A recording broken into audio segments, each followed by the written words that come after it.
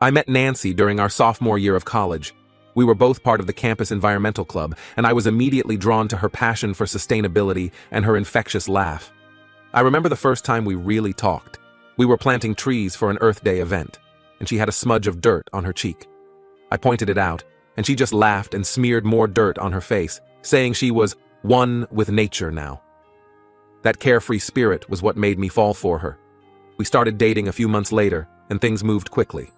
Nancy was my first serious girlfriend, and I was head over heels. We'd spend hours talking about our dreams for the future, how we wanted to travel the world, maybe join the Peace Corps together, and eventually settle down in a small, eco-friendly house. Nancy had just gotten out of a long-term relationship when we met. She'd dated a guy named Edward all through high school and their first year of college. From what she told me, it had been intense but tumultuous. They broke up when Edward cheated on her with a girl in his dorm. Nancy was heartbroken, and that's partly why she threw herself into environmental activism, as a way to channel her pain into something positive. I knew Nancy was still hurting when we got together, but I thought I could be the one to help her heal. I made it my mission to show her what a loving, faithful relationship could be like. Looking back, maybe I was naive. Fast forward 12 years. Nancy and I have been married for 10, living in the suburbs with our rescue dog, Luna. We both work for environmental nonprofits, not quite the Peace Corps, but still following our passion. Life has been good, or so I thought. Last month, I was going through some old boxes in our attic, looking for my college diploma for a job application. I came across a photo album from our early dating days. Flipping through it brought back so many memories. Our first road trip to a national park, late nights studying and not studying in my dorm room, the music festival where I first told Nancy I loved her. But then I saw a photo that made me pause. It was from a party about 3 months into our relationship. Nancy looked upset in the picture, and I had my arm around her, clearly trying to comfort her. I couldn't remember what had happened, so I brought the album downstairs to ask Nancy about it. When I showed her the photo, Nancy's face went pale. She stammered something about not remembering, but I could tell she was lying. I pressed her, asking what really happened that night. After what felt like an eternity of silence, Nancy burst into tears and told me something that shook me to my core. The night of that party, Nancy had run into Edward. They'd gotten to talking, one thing led to another, and they ended up sleeping together. Nancy swore it was a one-time thing, that she regretted it immediately, and ended things with Edward for good after that. But the fact remains, she cheated on me, and then kept it a secret for 12 years. I felt like I'd been punched in the gut. All those years, all those anniversaries we'd celebrated, were based on a lie. I thought back to all the times we'd talked about our past relationships, how Nancy had always maintained that Edward was ancient history. How many times had she looked me in the eye and lied? In the days that followed, I was a wreck. I couldn't eat, couldn't sleep. I'd catch myself staring at Nancy, trying to reconcile the woman I loved with this person who could betray me so deeply. Nancy was beside herself with guilt, constantly apologizing and swearing that nothing like that had ever happened again. But the more I thought about it, the more questions I had. If Nancy could lie about this for so long, what else might she be hiding? I started obsessing over every business trip, every girls' night out, every time she was late coming home from work. Had there been other men? Other betrayals? I confronted Nancy with my suspicions, demanding to know if there was anything else she needed to tell me. She hesitated, and my heart sank. There was more.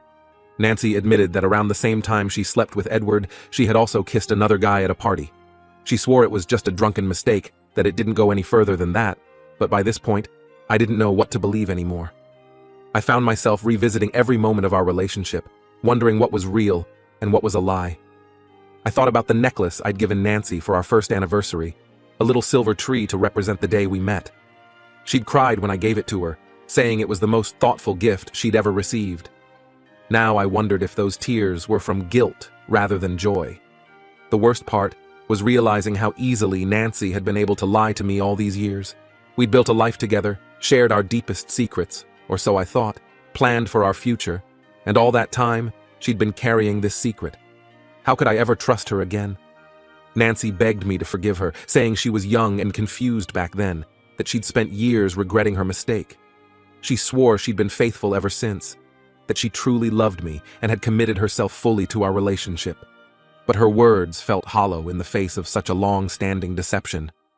I found myself pulling away from Nancy, unable to be close to her physically or emotionally. The thought of her with Edward kept playing in my mind like a horror movie I couldn't turn off. I'd wake up in the middle of the night, drenched in sweat, from dreams of Nancy leaving me for Edward. Our friends started to notice something was off. We'd always been the couple that everyone else looked up to, the high school sweethearts who made it work. Now we were barely speaking to each other at social gatherings. I made excuses about stress at work, not ready to share the truth. I didn't know what to do. Part of me wanted to fight for our marriage, to believe that we could work through this. We had built a life together, our little eco-friendly house that we'd spent years making as sustainable as possible, our shared dream of eventually starting an animal sanctuary. Could I really throw all that away? But another part of me wondered if I could ever truly trust Nancy again. The foundation of our relationship felt irreparably damaged. Every time Nancy told me she loved me, I found myself questioning if it was true. Was I just a safe option for her? Had she settled for me because Edward didn't want a serious relationship? I thought about the life I'd lived for the past 12 years, blissfully unaware of Nancy's betrayal. How many moments had been tainted by this secret? Our wedding day, when Nancy vowed to be faithful to me, had she thought about Edward then?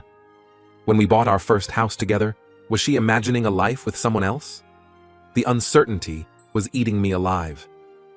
I'd always prided myself on being a rational, level-headed person, but now I found myself consumed by jealousy and doubt. I'd catch myself scrolling through Nancy's old Facebook photos, looking for any sign of Edward. I even drove by his old house one day, half expecting, hoping, fearing, to see Nancy's car parked outside. I knew this couldn't go on. Something had to change, but I didn't know what. The thought of leaving Nancy was terrifying. She'd been my entire adult life. But staying in this limbo of mistrust and resentment wasn't sustainable either. As I write this, I'm sitting in our spare room, where I've been sleeping for the past week. Nancy is downstairs, probably crying again. I can hear her moving around, but I can't bring myself to go to her. I'm lost and don't know what to do next. Has anyone been through something similar? How do you rebuild trust after such a long-standing lie? Is it even possible? Any advice would be appreciated. Update 1. It's been a month since my last post, and I wanted to give an update on my situation. Things have been complicated, to say the least. After my initial post, I decided I needed some time away from Nancy to clear my head. I packed a bag and went to stay with my older brother, Mark, for a week. Mark and I have always been close, and he was the only person I felt I could confide in about what was happening. Mark was furious when I told him about Nancy's infidelity. He never really liked Nancy, always saying she seemed flighty and unreliable. I had chalked it up to brotherly protectiveness, but now I wondered if he had seen something in her that I had been blind to. During my week at Mark's, I did a lot of soul-searching. I thought back to the early days of my relationship with Nancy, trying to see if there were any red flags I had missed. I remembered how Nancy would sometimes get quiet and distant when we ran into people from her past. At the time, I had attributed it to her introverted nature, but now I wondered if there was more to it. I also thought about Edward, the ex-boyfriend I had never met, but who now loomed large in my mind. Nancy had always described their relationship as intense but toxic. She told me stories about Edward's jealousy, how he would accuse her of flirting with other guys and start huge fights. I had felt sorry for Nancy, proud that I could offer her a more stable, trusting relationship. The irony of that thought now was not lost on me. When I returned home after the week away, Nancy and I had a long, intense conversation. I told her how deeply her betrayal had hurt me, not just the act itself, but the years of deception that followed. Nancy cried and apologized profusely, swearing again that nothing like that had ever happened since. I decided to give our marriage a chance, but I made it clear that things needed to change. I told Nancy that I needed complete transparency from her going forward. This meant open access to her phone, email, and social media accounts. She agreed without hesitation, even offering to delete her social media altogether if it would help me trust her again. However, as the weeks went by, I found myself constantly checking Nancy's messages and emails. It was exhausting and made me feel terrible, but I couldn't stop. Every time Nancy's phone buzzed, I felt a pang of anxiety. Was it Edward? Some other man I didn't know about? This wasn't the kind of relationship I wanted, but I didn't know how else to rebuild trust. About 2 weeks ago, something happened that made everything even more complicated. I was going through some old boxes in our attic, still looking for that elusive college diploma, when I came across Nancy's old journals from college. I know I shouldn't have, but I couldn't resist reading them. What I found shook me all over again. In her journal entries from around the time we started dating, Nancy wrote about feeling torn between me and Edward. She described Edward as her true love and wondered if she was settling by choosing me. There were entries where she compared us, listing pros and cons. It was painful to read how uncertain she had been about our relationship in those early days. One entry, in particular, stood out to me. Nancy had written about a night when Edward had shown up at her dorm room, drunk and begging for another chance. She wrote about how tempted she was to take him back, how alive he made her feel. But she also wrote about me, describing me as safe and stable. She concluded the entry by saying she was choosing me because it was the smart choice, but that she would always wonder about Edward. Reading these words felt like a knife to my heart. All this time, I had thought I was Nancy's first choice, her true love. But now I wondered if I had just been the safe option, the reliable guy she settled for because Edward was too volatile. I confronted Nancy about the journals. She was upset that I had invaded her privacy, but tried to explain that those were just the confused thoughts of a young girl. She insisted that she chose me because she truly loved me, and that her feelings for Edward faded quickly. But I couldn't shake the feeling that I was her second choice, that she had settled for me because Edward didn't want a serious relationship. To make matters worse, I found out through a mutual friend that Edward had recently moved back to our city. He's single and has been reaching out to old friends, including some that Nancy and I still hang out with. I can't help but worry about them potentially reconnecting. When I asked Nancy if she'd had any contact with Edward since he moved back, she hesitated before saying no. But I caught a flicker of something in her eyes that made me doubt her. I hate feeling this way, constantly suspicious and uncertain. Our friends have started to notice that something's off between us. We've been avoiding social gatherings, making excuses to stay home. I'm afraid of running into Edward at a party or event. I'm also terrified of Nancy seeing him again and old feelings resurfacing. Last weekend, we ran into one of Nancy's old college friends at the farmer's market. The friend mentioned that there was talk of a college reunion next year. The thought of Nancy potentially seeing Edward at this reunion filled me with dread. When I brought it up later, Nancy got defensive, accusing me of not trusting her. But how can I, given everything that's happened? I'm trying to work on our relationship, but it feels like every step forward is followed by 2 steps back. Nancy has suggested we see a marriage counselor, but I'm hesitant. I'm not sure I want to air our dirty laundry to a stranger, and part of me worries that a counselor might try to minimize Nancy's betrayal or pressure me into forgiveness before I'm ready. I love Nancy, but I'm starting to wonder if love is enough. Can I ever fully trust her again? Am I always going to be looking over my shoulder, waiting for the other shoe to drop? I don't know if I have it in me to live like this long term. I'm at a crossroads and don't know which way to turn. Part of me wants to fight for our marriage, to believe that the life we've built together is worth saving. But another part wonders if it's time to walk away, to give myself a chance at a relationship built on honesty from the start. As I write this, Nancy is downstairs making dinner. I can smell her vegetarian lasagna, my favorite dish. It's such a normal, domestic scene, but it feels like there's an ocean between us. I don't know how to bridge that gap, or if I even want to try. Any advice or perspectives would be greatly appreciated. How do you move forward when the past keeps pulling you back? Update 2. It's been 2 months since my last update, and a lot has happened. I'm still struggling, but some things have become clearer. After my last post, I decided to take a more proactive approach. I told Nancy that I needed to know everything if we were going to have any chance of moving forward. I asked her to write down a complete timeline of her relationship with Edward, including any contact they'd had since we'd been together. Nancy was reluctant at first, but she agreed. What she wrote was more detailed and painful than I expected. She admitted that she and Edward had been in contact sporadically over the years, mostly through social media. They never met in person, but there were occasional flirty messages and reminiscing about old times. The most recent contact was just after Edward moved back to town.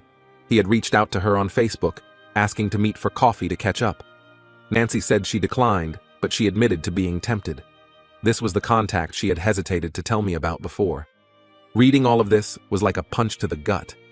Even though there hadn't been any physical cheating beyond the initial incident, the emotional connection Nancy maintained with Edward felt like a betrayal all over again. I confronted Nancy about why she kept in touch with Edward all these years. She broke down and admitted that part of her had always wondered, what if? She said she loved me and our life together, but Edward represented a road not taken, and she had a hard time letting go of that completely. This admission led to a huge fight. I felt like I'd been living in the shadow of Edward for our entire relationship without even knowing it.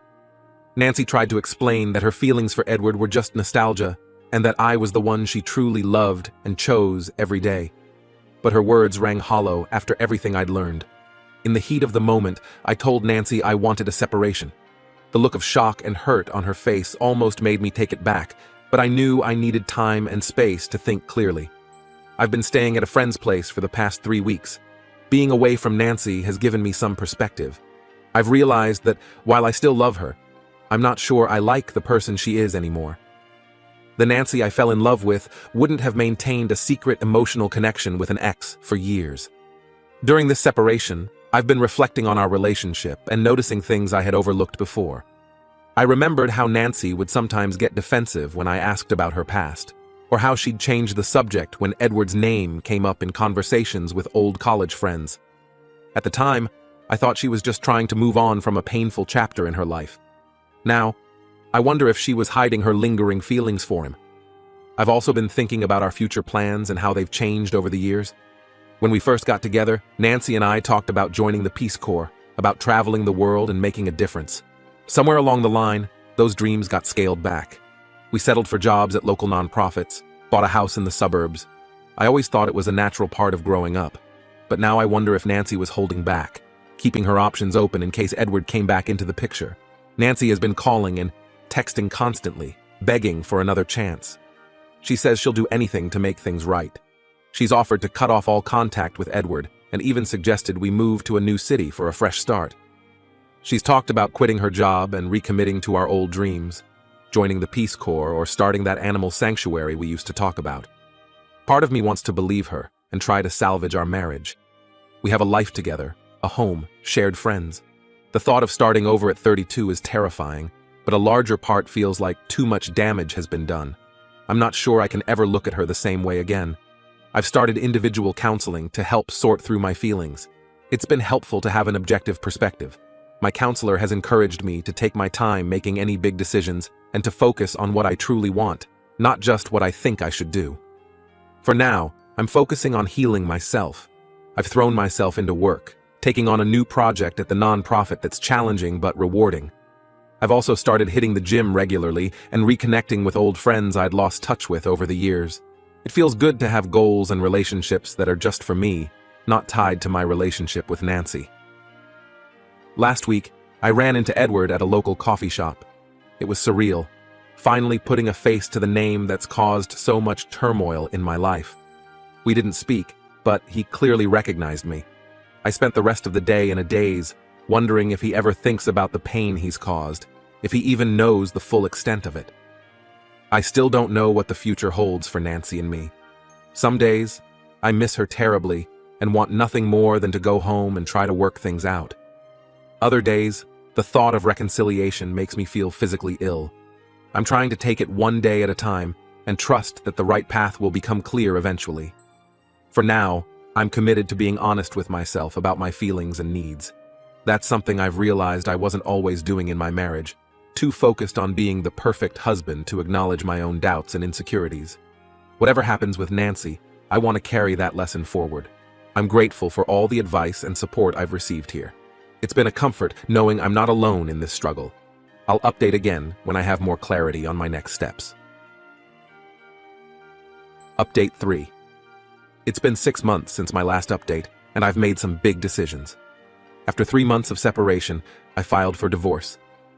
It wasn't an easy choice, but I realized that I couldn't move past the betrayal and years of deception. The trust was irreparably broken. Nancy didn't take the news well.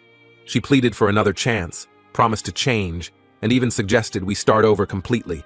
New city, new jobs, everything. But I knew in my heart that it wouldn't solve the underlying issues. The divorce process has been difficult. Dividing up our life together is painful, and there are moments when I second-guess my decision. Deciding what to do with our house, the one we'd put so much work into making eco-friendly, was particularly tough. In the end, we decided to sell it and split the proceeds. Telling our friends and family about the divorce has been challenging. Most have been supportive, but some think I'm overreacting to ancient history. My brother Mark has been my rock through all of this, offering a spare room when I needed it and just listening when I needed to vent. I've had to distance myself from those who don't understand or respect my decision. It's been hard losing some friendships, but I've realized that true friends will support you even if they don't agree with your choices. Speaking of Edward, I found out through mutual friends that he and Nancy have been spending time together. Apparently, they ran into each other at a local coffee shop shortly after I moved out, and they've been reconnecting since then. While it hurts, it also confirms that I made the right decision. Their relationship, whether platonic or romantic, is no longer my concern. I've been focusing on rebuilding my life as a single person. I've moved into a new apartment in the city, closer to work, and to the kind of active, environmentally conscious lifestyle I've always wanted. I've taken up new hobbies, joined a rock climbing gym, and started taking cooking classes. It's been fun learning new skills and meeting new people. I've even started dating casually. It feels strange after being with Nancy for so long, but also exciting. I'm not looking for anything serious right now, just enjoying getting to know new people without the pressure of commitment. Work has been a great distraction. I've thrown myself into a new project at the nonprofit, working on a campaign to protect local wetlands. It's challenging and sometimes frustrating, but it feels good to be making a difference. I'm even considering going back to school for a master's in environmental science, something I'd always wanted to do, but had put off. Looking back, I can see red flags I missed in our relationship. Nancy always had a way of minimizing my feelings or turning situations around to make herself the victim. I realize now that this was a pattern throughout our marriage, not just with the Edward situation. I'm not angry anymore, just sad for what could have been. But I'm also hopeful for the future. For the first time in a long time, I feel like I'm being true to myself and my own needs. To anyone going through something similar, my advice would be to trust your gut. If something feels off in your relationship, it probably is. Don't ignore those feelings or let someone convince you that you're overreacting.